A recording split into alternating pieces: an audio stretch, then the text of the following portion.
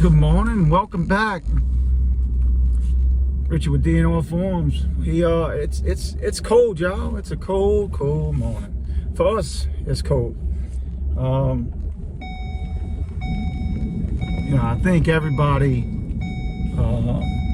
that's wanted or tried or that's does homesteading, farming, or something to that nature has thought about wanting to do it in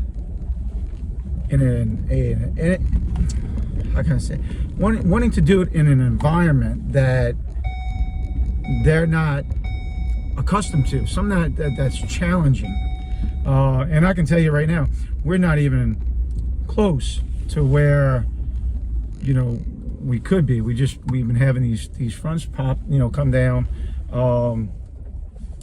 and for us, they're early and it's cold. Usually we don't get these type of lows come down, and these fronts come down until around January 1st. But it's cold, and I don't think you think about that, because where we're from, we're literally an hour and a half where pretty much I was born, well, about 2 hours from where I was born and raised. And you think it's not that big of a difference. It's that big of a difference. So when I'm coming to feed the pigs on a day like today, I'm a cheat if I can. And y'all can sit there and say, oh, this is what you want. Yeah, it's what I wanted. But if I can cheat, I'm a cheat. I'm gonna drive back there with the heater, not the air conditioner, because it's nipply. I mean nipply, chilly. I wouldn't say where we're at. There's on a mild windy day, it's blowing probably double of what it's blowing any other place. No trees around. We're on top of a hill.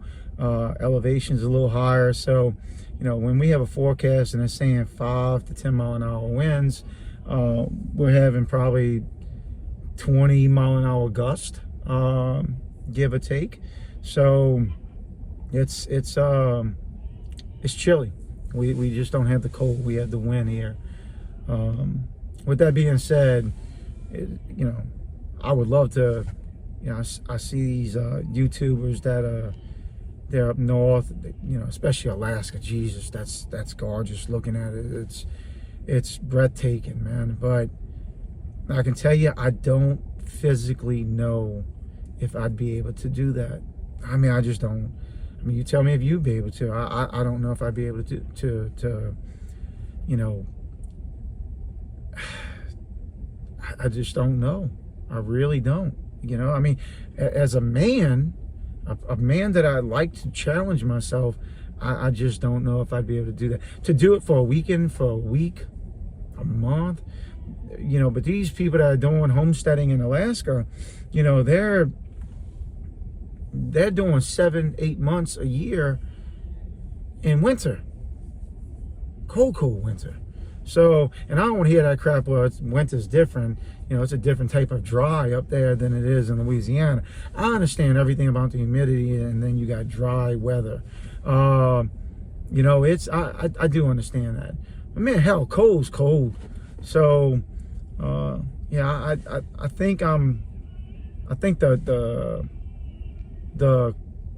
furthest I'd probably go is probably mid United States, maybe upper Arkansas, go straight across, Tennessee, maybe North Carolina, something like that. I think that might be the furthest up that I'd like to go.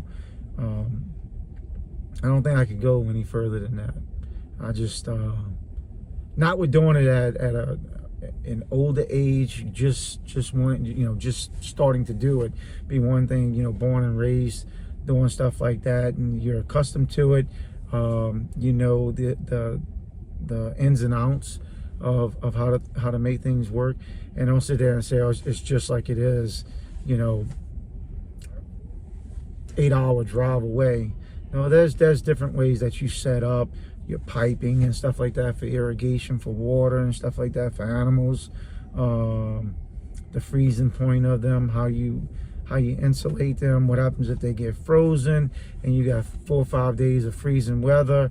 How do you go about it? Yeah, it's different. So yeah, I'm just rambling because for one, I gotta go feed pigs, and it's cold and it's warm in the truck. So just rambling and just trying to figure out what I would do is if my wife would literally say and call me on one of my bluffs and says, let's sell everything and let's move up to North Arkansas or North Carolina where we can get some snow and stuff like that.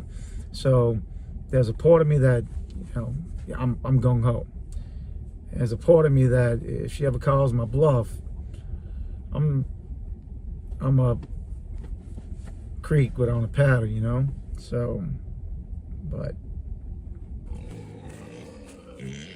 looks like they're ready to eat.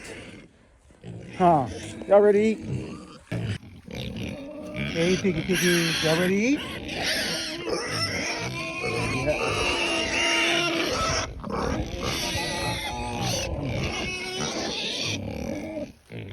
Pan over here. Starting to come up. Up real good over here. And I see it. But it's still coming up right here. Again, when the rain comes, there's really nothing to hold us down except they got some gravel up in here, and it's still popping up. You can see it. So I'm gonna start taking and putting some more, dropping some more down, probably today.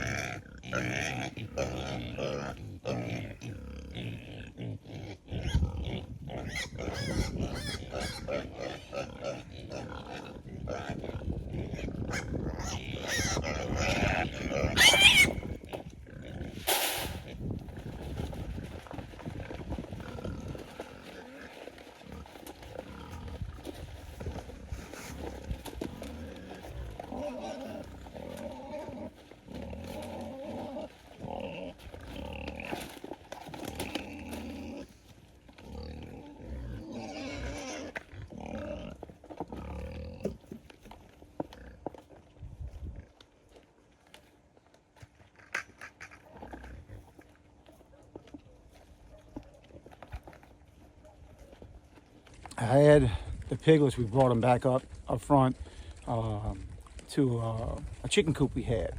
And I laid that out. It was just a lot easier. Laying it out, putting some hot wire in it, getting them accustomed to it. They wouldn't even go out of it. I had it where it was right at a foot away from, the edge of the structure of the chicken coop. They wouldn't even cut. I would probably say after the first day, they wouldn't even go up 6 to 10 inches to the wire itself. Now, when I brought them back here, I thought everything, I'm like, they're trained, they're hot wire trained, everything's good to go. Brought them back here, and I had them in this panel section right here, just while the ryegrass set and grew and took over. And I thought the panels and the hot wire that they were connected to, not connected, but they were pinned up close to, because of it being a structure, would stop. They wouldn't go by the hot wire, but man, they would take and go through the panels because they were small enough. I think honestly they grew a little bit in the last couple of weeks of them being up in here. So what I did was I came up in here. It's not evenly placed as far as the hot wire. next to the panel, but it works. Haven't had them get out. They don't try to get out. They don't want to get out. They don't want nothing to do with the hot wire. And in other words, like the generation, whatever the hell it is these days, they don't want the smoke. So with that being said, I think it's a win-win. It's just that, you know, the panels themselves, it wasn't, how can I say, it wasn't a good enough deterrent. You know, they respect that hot wire. You know, and a pig, once they get accustomed to that hot wire, they'll respect it. With that being said, also, there's always exceptions to the rule. As the pigs go on and go on and go on, you know, throughout their lives, it might be a blade of grass. It might be a limb from a tree or a bush or shrub. If they go to try and nibble on that, and their nose gets anywhere near that wire and they don't get shocked, if their nose gets, and this is just from what I see and I notice, if their snout gets 1 or 2 inches in between, underneath or above, mainly underneath, if they get their snout underneath that wire, and there's no shock, there's no nothing, it's hit it 2 or 3 times, they felt it, hit it 2 or 3 times, they're going underneath it. And they might take your wire with it, they might not, you know, but they're going underneath it. So you need to make sure that your wires are hot constantly. You know, it's a job. It is a job, 100%. It's a job, because you have to walk these wires, especially it's not open area. You have to walk these paddocks and everything once a week, at least once a week. Especially with these fronts that are coming through, the winds that are coming through, you have to take and walk these paddocks to make sure that no dead limbs are falling on them or anything like that. And I'm talking about anywhere from little bitty limbs, you know, like this right here, to full-blown trees. And if you just, we have them. You know, we came in, we put the panels down, just 1 and then 2, just to hold them in this area, you know, before I set them loose up in here once the ryegrass, you know, sets and grows, just to keep them up in here, get them back here, get them used to being around the other ones. But the panels were not enough. As you can see, the bottom 2 sections, you know, are smaller, top ones, and they would just hop over it and go right through it. And once they got used to it, it was 2 of them, and it's always 1 or 2. It's never really like the whole lot of them that goes through. It's always that 1 or 2 special child that wants to take and test your patience. So what we did was I just, you know, hooked it up to this one, ran it, used this one as a little tensioner pulley, I guess you could say. Came across to the corner and then came across right over here. So that's all I did. I mean, if I trained them in this panel section like I did with the in the chicken coop, and like I trained them up in there, everything would be more equal, like 10-12 inches away from the panels. But I mean, since they're basically trained, they just need a little reinforcements, I guess you could say. I mean, that's all they need. It don't have to be anything special or anything like that. I'm looking around how there's some adjustments I have to do. This section right here is in the same little section that the piglet's in. So some, 1, 2, all of them. If you look at the edges right here, very clean cut.